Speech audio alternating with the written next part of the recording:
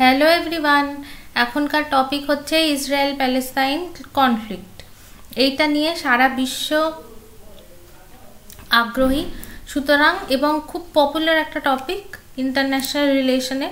Miscellaneous এক্সামিনেশনে দেখবে international relation থেকে কিন্তু বা ইন্টারন্যাশনাল বিভিন্ন ঘটনা ঘটে যাচ্ছে, ইনসিডেন্টস ওখানে লেখাই রাখে events of national and international importance, সেখান থেকে কিন্তু ব্রড কোয়েশ্চেন আসে মিসলেনিয়াসে।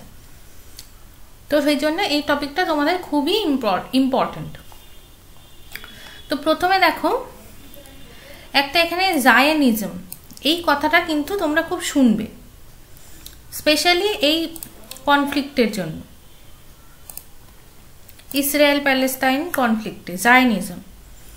এটা জিউজ যারা আছে, জিউজ তাদের সাথে যুক্ত। তো জায়নিজম কি এটা দেখে নাও। Zionism at its core is the national endeavor of the Jewish people supporting and advocating for the restoration of a Jewish homeland, traditionally identified with the area of Palestine or the biblical land of Israel. এবার দেখো তোমরা এই ইয়েটা দেখো, ম্যাপটা তোমাদের যখন পিডিএফটা দিয়ে দেবো আরো ভালোভাবে দেখতে পাবে। এই এলাকাটা, এইটা ইহুদিদের পবিত্র এলাকা এবং বাইবেলের যে দুটো বলে না, Old Testament New Testament, Old টেস্টামেন্টটা কিন্তু হিব্রুতে, এবং সেখানে বাইবেলের ক্ষেত্রে হচ্ছে এই জায়গাটা হোলি ল্যান্ড। এই যে জর্ডান রিভার আছে এখান দিয়ে, ওই জর্ডান রিভারটা আমাদের যেমন গঙ্গা, ব্রহ্মপুত্র, সিন্ধু, কাবেরী, ওরকম বিবলিক্যাল টেক্সটে এই জর্ডান রিভার এটা ইম্পর্টেন্ট। আর কি এই যে জেরুসালেম, এই জেরুসালেম এটা কিন্তু ইম্পর্টেন্ট। তো ইহুদিরা মনে করে, দেখো যে অ্যাব্রাহামিক রিলিজিয়নগুলো আছে সেখানে ইহুদিজম আগে ছিল বা জিউইশ রিলিজিয়ন, তারপরে এসছে কি খ্রিস্টানিটি, এবং সবচেয়ে মডার্ন অ্যাব্রাহামিক রিলিজিয়ন হচ্ছে ইসলাম। এই তিনটে রিলিজিয়ন কিন্তু কানেক্টেড, কিন্তু এই তিনটে রিলিজিয়নের মধ্যে কনফ্লিক্টও প্রচুর হয়েছে। আগে এই এলাকাটা ইহুদিরা থাকতো, পরবর্তীতে খ্রিস্টানিটি ধীরে ধীরে এখানে ছড়িয়ে পড়লো, তো ইহুদিদের সংখ্যা কমে গেল। পরবর্তীতে আবার ইসলামের জন্ম হলো, সেটাও এই এলাকাতেই হলো। ধীরে ধীরে বিস্তার শুরু করলো ইসলাম বিস্তার শুরু করলো, এবং ইহুদিদের আরও জায়গাটা কমে গেল। এবার জায়নিস্ট যারা, তারা মনে করে যে যেরকম হয় না, ওই গো ব্যাক টু বেদাস, আমাদের যে ওল্ড গ্লোরি সেটা ফিরিয়ে দাও, এটা আমাদের হোমল্যান্ড। তো জায়নিস্টরা তারা মনে করে যে আমাদের এই ইসরায়েলের উপর আমাদেরই কিন্তু অধিকার, কারণ এখানেই ইহুদিরা সবার প্রথমে থাকতো। খ্রিস্টানিটি ইসলাম আসার আগে ইহুদিদেরই এই পুরো ল্যান্ডটা ছিল, সুতরাং এইটা ইহুদিদের হোমল্যান্ড হওয়া উচিত।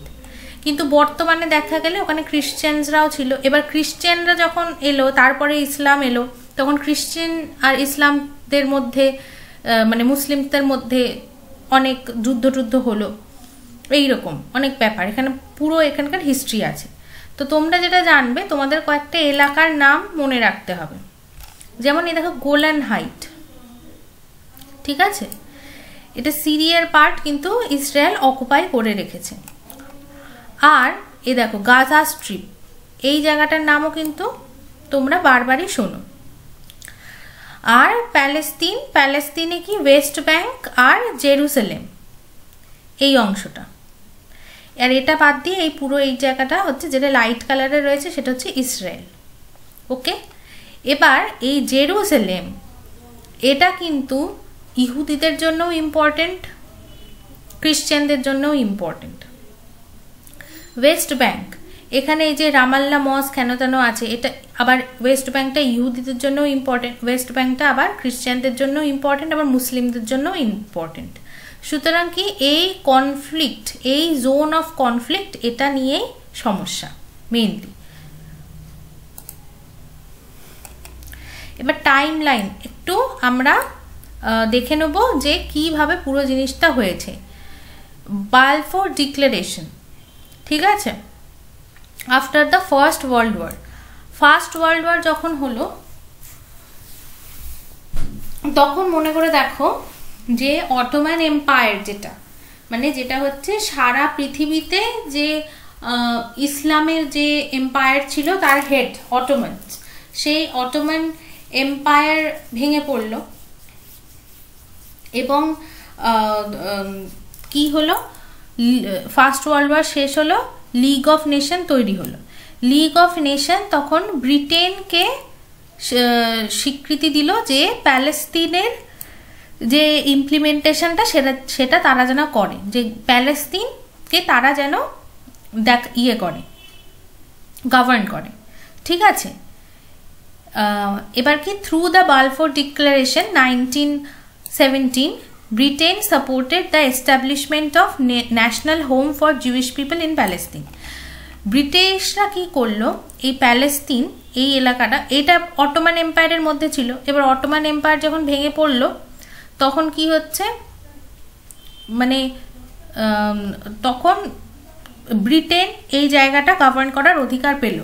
ব্রিটেন এই জায়গাটা গভর্ন করার অধিকার যেই পেল, তখন ব্রিটেন মনে করলো আচ্ছা এই জায়গাটায়, মানে এখানে যেহেতু জিউসরাও বলে যে তাদের একটা অধিকার আছে, সুতরাং সেটাকে আনা হোক।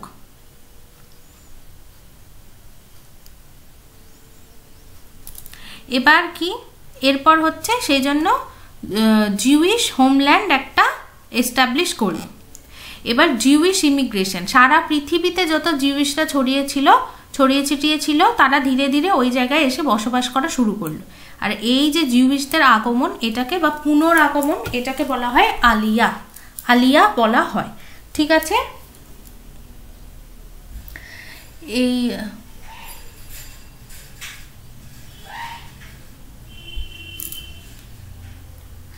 এবারে হচ্ছে পাশাপাশি আরেকটা জিনিস শুরু হয়ে গেছে, সেটা হচ্ছে ইউরোপে ততদিনে নাৎসিজম উত্থান শুরু হয়ে গেছে এবং জিউইশদের কিন্তু পারসিকিউট করছে ধরে ধরে। তো সেই জন্য আরও বেশি পরিমাণে জিউস কিন্তু সারা পৃথিবী থেকে এইখানে এসে বসবাস করা শুরু করলো। তখন এত প্যালেস্তিনই ছিল, ওকে।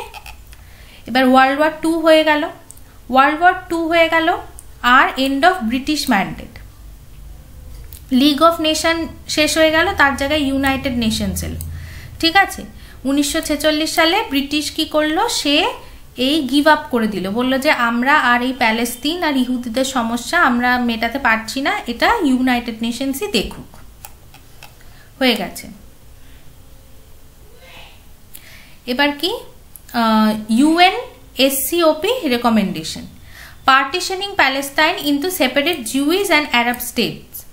এটা কি করলো, এটা UN বলল যে ঠিক আছে, তাহলে প্যালেস্তিনকে একটা জিউইশ স্টেট আর একটা আরব স্টেট এতে ভাগ করা হোক, এবং জেরুজালেম কি হবে, ইন্টারন্যাশনাল অ্যাডমিনিস্ট্রেশন হবে। জেরুজালেম এই দুটোরই আন্ডারে থাকবে না, ইন্টারন্যাশনালি অ্যাডমিনিস্ট্রেটেড একটা শহর হবে, যেহেতু জেরুজালেম দুটো, এই জিউইশ পার্ট আর আরব পার্ট দুজনের জন্যই ইম্পর্টেন্ট, ঠিক আছে। সেই জন্য এটার উপর দুজনেরই অধিকার থাকবে, এটাকে অ্যাডমিনিস্ট্রেশন করবে হচ্ছে ইন্টারন্যাশনালি, মানে UN অ্যাডমিনিস্ট্রেশন করবে। এটাকে বলা, এটা হচ্ছে resolution 181 of UN, okay, resolution 181 of UN।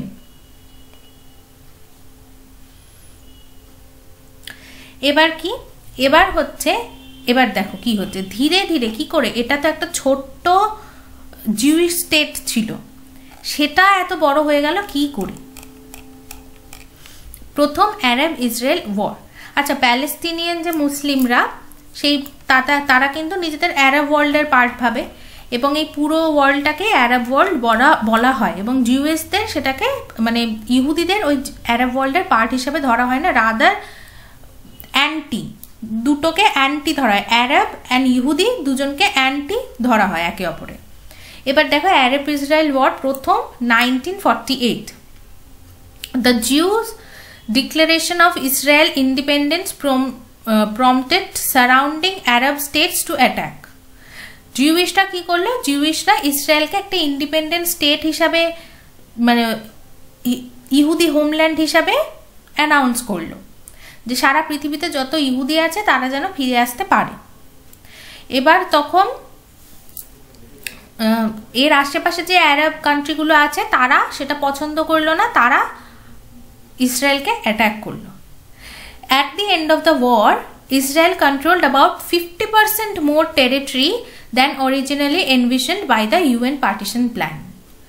এই ওয়ারের ফলে কি হলো, ওরা ভেবেছিল, আরবরা ভেবেছিল যে আমরা যেহেতু একাধিক স্টেট আছে, এই যে জর্ডান, ইজিপ্ট, তারপরে ধরো সিরিয়া, লেবানন, আমরা একাধিক স্টেট আছি, আমরা একে চারদিক থেকে অ্যাটাক করলে এদের আমরা হারিয়ে দিতে পারবো, কিন্তু পারলো না। রাদার জিউসদের কাছে যতটা স্টেট ছিল তার থেকে বেশি তারা অধিকার করে নিল, ঠিক আছে।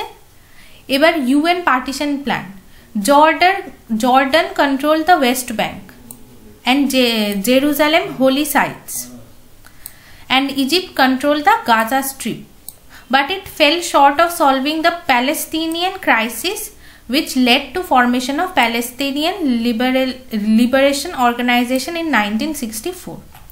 দেখো এই যে ইজিপ্টের কাছে রয়েছে গাজা স্ট্রিপ, এই জায়গাটাকে ইজিপ্ট গভর্ন করত। জর্ডান এই পুরো দেশটা, জর্ডান কি করতো, জেরুজালেম আর ওয়েস্ট ব্যাঙ্ককে গভর্ন করত, ঠিক আছে। কিন্তু প্যালেস্তাইন ক্রাইসিসটাকে তবুও সলভ করতে পারছিল না। তখনই পিএলও তৈরি হলো 1964-এ, প্যালেস্তিনিয়ান লিবারেশন অর্গানাইজেশন, এই অর্গানাইজেশনটা স্থাপনা করা হলো। এবং দেখো পিএলও কি, PLO founded with the aim of freeing Palestine from the clutches of Israel and Jews domination, প্যালেস্তাইনকে ইসরায়েলের ক্লাচ থেকে এবং জিউসদের থেকে ফ্রি করবে। Setting up the dominance of Muslim Brotherhood in Arab world, মানে আরব ওয়ার্ল্ডের মধ্যে কোনো জুইশ স্টেট থাকতে পারবে না, পুরো মুসলিম ব্রাদারহুড সেইটাকে স্থাপনা করা হবে, ঠিক আছে। এবং তুমি দেখবে যত রকম এখনো অবধি কনফ্লিক্ট রয়েছে সেখানে এই ওয়ার্ডটা কিন্তু ভীষণভাবে ইউজড হয়, মুসলিম ব্রাদারহুড, ওকে। আচ্ছা, এখানে যেহেতু ধর্মের একটা ব্যাপার চলে আসছে, ইহুদি মুসলিম হেন তেন, তো আমি চাইবো যে তোমরা কোনো রকম কোনো বায়াস না রেখেই পড়বে, ঠিক আছে। কোনো কিছুকে পার্সোনালি নেওয়ার দরকার নেই, তোমার নামে কিছু বলা হচ্ছে না, তোমার থেকে বহু দূরে দুটো দেশ, দুটো গোষ্ঠীর মানুষ, তারা নিজেদের মধ্যে লড়ছে, সুতরাং এখানে এত পার্সোনালি নেওয়ার কিছু নেই, রাগ করার কিছু নেই। তোমরা জানবে তোমরা যতটা আনবায়াসড হয়ে লিখে আসতে পারবে তোমাদের নিজেদের ভালো হবে। The United Nations granted the PLO observer status, UN কি করলো, পিএলওকে, ইউএনএ জানো তো ইউএন এর মেম্বার কারা হয়, যত দেশ রয়েছে তারা ইউএন এর মেম্বার হয়। এবার পিএলওকে তারা অবজারভার স্টেটাস দিয়ে দিল 1975-এ, ঠিক আছে। দেখো অলরেডি পিএলওর মতো একটা অর্গানাইজেশন যে চাইছে যে ওখান থেকে জুইশ এবং ওভারঅল ইসরায়েলকেই ওখান থেকে সরিয়ে দিতে, একটা মুসলিম ব্রাদারহুড তৈরি করতে, সেরকম একটা অর্গানাইজেশনকে কিন্তু ইউএন স্বীকৃতি দিয়ে ফেললো, ঠিক আছে। And recognises Palestinians right to self determination, যে তারা নিজেরা ভোট দিয়ে ঠিক করবে যে তারা কিভাবে থাকতে চায়। দেখো সেলফ ডিটারমিনেশন এই জিনিসগুলো কি আমরা আমাদের দেশেও তো জানছি, কাশ্মীর নিয়ে এরকমই কথাবার্তা হয়, ইউএন সবসময় বলে যে রাইট টু সেলফ ডিটারমিনেশন হেন তেন, কিন্তু তোমরা দেখবে যখনই আমি এই টাইম লাইনটা পড়াবো যে এই ইউএন যে অর্গানাইজেশন বা ধরো এই যে ব্রিটেন জায়গা ছেড়ে দিল ইউএনকে, এদের নিজেদেরই ঠিক নেই, এরা কখন কি করতে চায় এরা নিজেরা জানে না, যেরকম সিচুয়েশন তৈরি হয় সেই অনুযায়ী মোটামুটি একটা রেসপন্স দিয়ে দেয়, তার ফলে আরও কনফিউশন তৈরি হবে। তুমি দেখো এরপর 1964-এ 6 ডে ওয়ার হলো, 6 ডে ওয়ার, ঠিক আছে। Israeli forces seize the Golan Heights from Syria, the West Bank and East Jerusalem from Jordan and Sinai Peninsula and Gaza Strip from Egypt। দেখো 6 ডে ওয়ারে তাহলে কি ইসরায়েল এই সমস্ত টেরিটরিগুলো কিন্তু তার আশেপাশের আরব কান্ট্রিগুলো থেকে দখল করে নিল।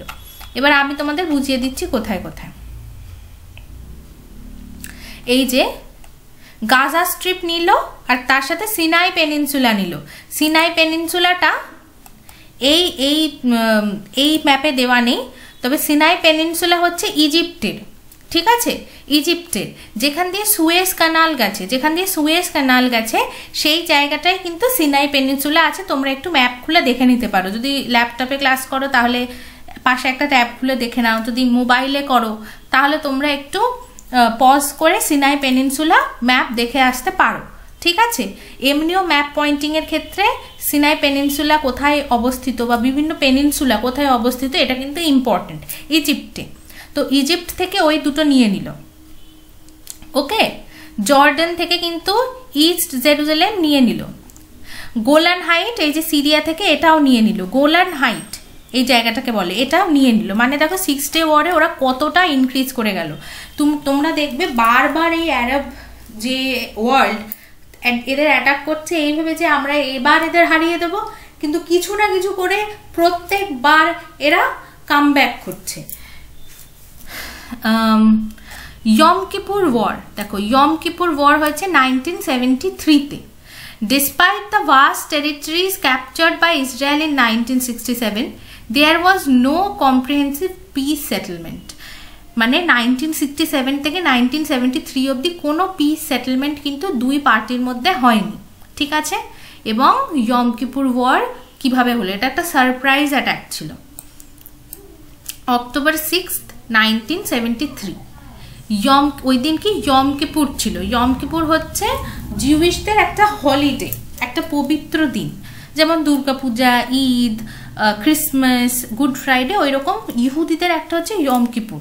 তো ওরা সবাই সেলিব্রেট করছিল, কেউ ভাবেনি সেই সময়তে অ্যাটাক করে দিল, ঠিক আছে। Egypt and Syria launched a coordinated surprise attack. দেখো দুদিক থেকে, কোথায় ইজিপ্ট কোথায় সিরিয়া, এইখানে ইজিপ্ট আর এইখানে সিরিয়া, দুদিক থেকে ওরা অ্যাটাক করলো ইসরায়েলের উপর, ঠিক আছে। on Israeli position in the Sinai Peninsula and Golan Height, এইদিকে সিনাইতে করেছে, ওইদিকে গোলান হাইটে করেছে। both Egypt and Syria made significant initial advancement। প্রথম দিকে obviously সারপ্রাইজ অ্যাটাক, দুই দিক দিয়ে অ্যাটাক, টু ফ্রন্ট ওয়ার, সুতরাং ইজিপ্ট আর সিরিয়া প্রথম দিকে অনেকটা অ্যাডভান্টেজ নিয়ে ফেলেছিল। But however Israeli forces manage to regroup and counter attack. Israeli force কিন্তু খুব তাড়াতাড়ি সিচুয়েশনটা সামলে দিয়ে ওরা কাউন্টার অ্যাটাক করে দিল। তারপরে দেখো ক্যাম্প ডেভিড অ্যাকর্ড। এতদিনে দেখো এই 1973 পরে কিন্তু পিএলওকে ওরা ইউএন একটা অবজারভার স্টেটাস দিয়ে দিয়েছে এবং তারপরে ক্যাম্প ডেভিড অ্যাকর্ড হচ্ছে। এটা কি framework for peace in the Middle East brokered by the US. দেখো ইউনাইটেড স্টেটস ঢুকে পড়লো এর ভিতরে ইন্ডিভিজুয়াল হিসাবে। প্রথমে ব্রিটিশ ঢুকেছিল, ব্রিটিশ ওখান থেকে চলে গেল, ইউএন ঢুকলো, এখন আবার কি ইউএস ঢুকে পড়লো। ইউএস কি গোটা মিডল ইস্টে পিস নিয়ে আসার জন্য একটা ফ্রেমওয়ার্ক তৈরি করলো। set the stage for peace talks between Israel and its neighborhood and a resolution for Palestinian problem. This however remained unfulfilled। এবং এখনো অবধি চলে যাচ্ছে, সুতরাং তখন তো পিস তৈরি হয়নি। এবার কি করলো ইসরায়েল, দেখো লেবাননকে অ্যাটাক করলো, ঠিক আছে। The early 1980s saw an escalation of cross-border attacks between Israel and PLO based in South Lebanon। PLO কি, পিএলও তো একটা প্যালেস্তিনিয়ান লিবারেশন অর্গানাইজেশন, বাট এদের বেস ছিল লেবাননে। যেরকম অনেক হচ্ছে আমাদের এই কাশ্মীরে যে অ্যাটাক করে পাকিস্তানি টেররিস্টরা, তারা কিন্তু অনেক সময় বেস তৈরি করে কোথায়, আফগানিস্তানে বেস তৈরি করে, বা অনেক সময় এরা মলদ্বীপসে বেস তৈরি করে, এইরকম। তো এরা PLO but based in southern Lebanon. Israel military laid a siege to বেরুটকে অ্যাটাক করলো, চারিদিক থেকে ঘিরে নিল, where PLO leadership was based. After months of bombardment, মাস মানে অনেকগুলো মাস ধরে বম্বিং চালু থাকলো, এবং PLO agreed to evacuate its fighters from বেরুট। তাহলে কি করলো, PLO বললো ঠিক আছে বেরুট থেকে আমরা চলে যাচ্ছি, PLO এগ্রি করলো। এরপরে হামাস তৈরি হলো, ঠিক আছে, হামাস বর্তমানে যার নাম খুবই শোনা যায়, সেই একটা গ্রুপ 1987-এ তৈরি হলো। A violent offshoot of Egypt's Muslim Brotherhood. ইজিপ্টের যে মুসলিম ব্রাদারহুড ছিল গ্রুপ, তারই নেক্সট স্টেজ হচ্ছে Hamas. Seeking to fulfil its agenda throughout violent jihad. Violent jihad করে এরা ওই Muslim Brotherhood throughout Arab world establish করবে এবং ইহুদিদের ওখান থেকে নিকেশ করবে। এবার দেখো ইন্তিফাদা, এইটা স্টার্ট হলো এত থেকে এতর ভিতরে। Tension in the occupied territories of West Bank and Gaza. West Bank আর গাজা এই দুটো এলাকার নাম এখনো শোনা যায়। এখানে কি, এখানে ফার্স্ট ইন্তিফাদা শুরু হলো। এবার এটা Palestinian militants and Israeli army, exactly যেরকম ইন্ডিয়ান আর্মির সাথে ধরো কোনো মাওবাদী আউটফিট, বা ইন্ডিয়ান আর্মির সাথে যে ধরো মিজোরাম বা নাগাল্যান্ডের কোনো মিলিটেন্ট আউটফিট, বা ইসরায়েলের ইন্ডিয়ান আর্মির সাথে ধরো যেমন কাশ্মীরি যে আউটফিটগুলোর যেরকম হয়, এক্স্যাক্টলি সেরকম শুরু হলো এখানে। তারপরে দেখছে যে অসলো অ্যাকর্ড 1, অসলো অ্যাকর্ড 2।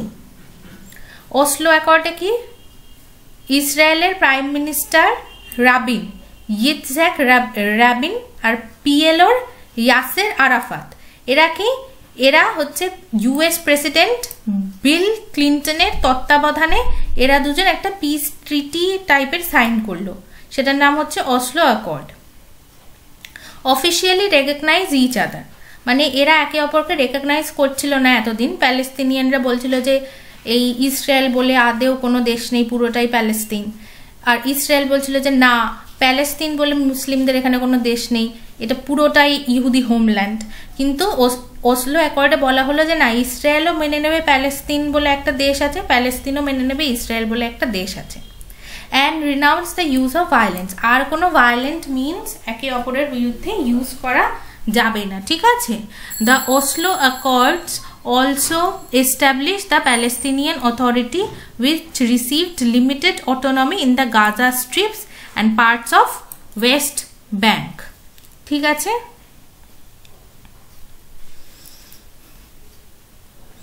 ওকে, এরপরে দেখো অসলো অ্যাকর্ড 2, এটা আবার 1995-এ। এখানে কি হয়েছে, অ্যাগ্রিমেন্ট বিটুইন ইসরায়েলের ইৎজ্যাক রাবিন আর পিএলওর মাহমুদ আব্বাস। এটা কি, এটাও বিল ক্লিন্টনের আন্ডারে। এখানে ওয়েস্ট ব্যাঙ্কে 2 ভাগে ভাগ করা হয়েছে, এ ফুল প্যালেস্তিনিয়ান কন্ট্রোল, বি জয়েন্ট ইসরায়েল, আর সি ফুল ইসরায়েল কন্ট্রোল, 3 ভাগে ভাগ করা হয়েছে, ঠিক আছে। বাই দ্য ওয়ে, এই ওসলো অ্যাকর্ড সাইন করার পরে কিন্তু এই পিএলওর যে হেড ইয়াসির আরাফাত, এনাকে নোবেল পিস প্রাইজও দেওয়া হয়েছিল, এনকারেজ করার জন্য নোবেল পিস প্রাইজ দেওয়া হয়েছিল, ঠিক আছে। দেখো তোমাদের এত লিখতে হবে না, এত মুখস্থ রাখতে হবে না, জাস্ট তোমাদের যদি ব্যাকগ্রাউন্ড অফ ইসরায়েল প্যালেস্টাইন কনফ্লিক্টে এরকম কিছু থাকে তখন তো এগুলো একটু লিখতে হবে। তো মোটামুটি গল্পের মতো চার্ট করে করে, মানে এরকম ফ্লো চার্টের মতো লিখে দেবে। এবার 2005 এখানে কি চলে এলো, Israel begins an unilateral withdrawal of Jews from settlements in Gaza. However, Israel kept tight control over all border crossing. 2012 সালে কি ইউএন প্যালেস্তিনকে নন মেম্বার অবজারভার স্টেটে আপগ্রেড করে দিয়েছে। ঠিক আছে, কিন্তু এখনো তো সমস্যা শেষ হয়নি। 2012 অবধি আমরা ব্যাকগ্রাউন্ডটা পড়লাম। এরপরে আমরা কতগুলো ডিসপিউটেড এরিয়া দেখব। আগেই বলে দিয়েছি ওয়েস্ট ব্যাংক, গাজা আর গোলান হাইট। ঠিক আছে, এগুলো হচ্ছে ডিসপিউটেড, এই এলাকাগুলো নিয়ে এখনো যুদ্ধ চলছে। তো west bank is sandwiched between Israel and Jordan. আচ্ছা, ওয়েস্ট ব্যাংক কেন নাম? ওয়েস্ট ব্যাংক নাম তার কারণ যে জর্ডান রিভার ওটা ওদের কাছে পবিত্র রিভার, তার ওয়েস্ট ব্যাংকে রয়েছে, সেই জন্য west bank. West bank is sandwich between Israel and Jordan. One of its major cities is Ramallah. ঠিক আছে, the de facto administrative capital of Palestine. প্যালেস্তিনের ডি ফ্যাক্টো মানে ইন রিয়ালিটি এটাই হচ্ছে প্যালেস্তিনের capital. Israel took control of it in 1967 war and has over the years established settlements here. তারপর কি Gaza strip located between Israel and Egypt. Israel occupied the strip after 1967 war. তাহলে বুঝতে পারছো 1967 ওয়ারে এরা যতগুলো ডিসপিউটেড এরিয়া ছিল সেটা কিন্তু ইসরায়েল মানে ক্যাপচার করে নিয়েছিল। ওকে, but relinquished control of Gaza city and day-to-day administration due to Oslo peace process. In 2005, Israel unilaterally removed Jewish settlement from the territory. মানে 1967 এর পরে ইসরায়েল কি করে, ইসরায়েল হচ্ছে যে কোনো জায়গাকে দখল করার জন্য ওখানে যেই যুদ্ধ করে ওইখানে খানিকটা কন্ট্রোল পেয়ে যায়, ওখানে জিউস সেটেলমেন্ট করে দেয়, মানে জিউস মানুষদের, ইহুদিদের ওখানে বসবাস করা শুরু করে দেয়। ঠিক আছে, কিন্তু ওসলো পিস প্রসেসের জন্য 2005-এর পর থেকে ইসরায়েল এই গাজা স্ট্রিপ থেকে ইহুদিদের ফিরিয়ে নিয়েছে, নিজের মেন টেরিটরিতে ফিরিয়ে নিয়েছে। ঠিক আছে, আর গোলান হাইটটা দেখিয়েছি, এটাও কিন্তু 1967 ওয়ারে ক্যাপচার করে নিয়েছিল, এটা হচ্ছে সিরিয়ার সাথে। তো ইউপিএসসি এক্সামে কিন্তু West bank, Gaza, Golan height এই জায়গাগুলো কোন কোন দেশের মধ্যে ডিসপিউটেড এইগুলো আসে। ঠিক আছে, Israel effectively annexed the territory in 1981. Recently, the USA has officially recognized Jerusalem and Golan Heights as part of Israel.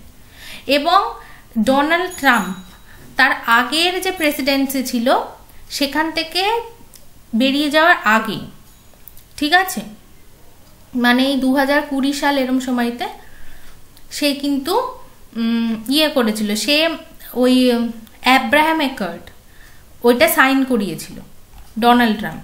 Abraham accord সেইটা কি ছিল, সেটা হচ্ছে ইসরায়েলের সাথে আরব ওয়ার্ল্ডের শান্তি চুক্তি। অ্যাব্রাহাম অ্যাকর্ড নামটাও খুব সিগনিফিকেন্ট, কারণ ইসরায়েল মানে ইহুদিরা মানে জিউস যে রিলিজিয়ন আর যে ইসলাম রিলিজিয়ন দুটোই অ্যাব্রাহামিক রিলিজিয়ন, মানে অ্যাব্রাহাম তাদের father figure.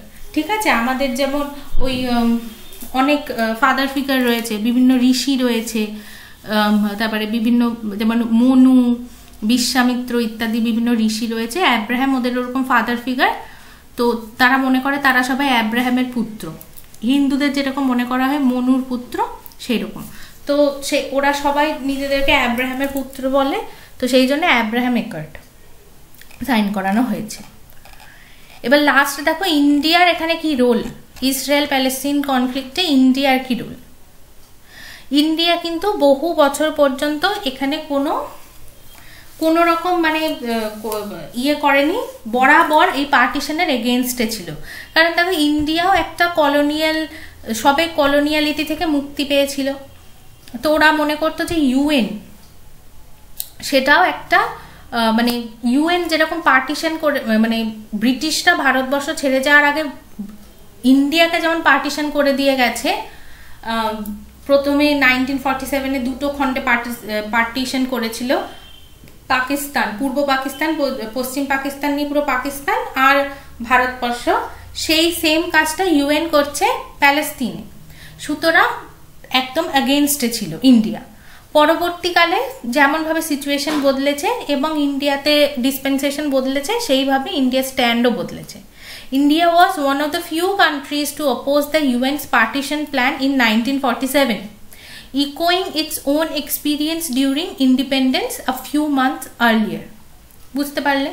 India recognized Israel in 1950, but it is also the first non-Arab country to recognize PLO.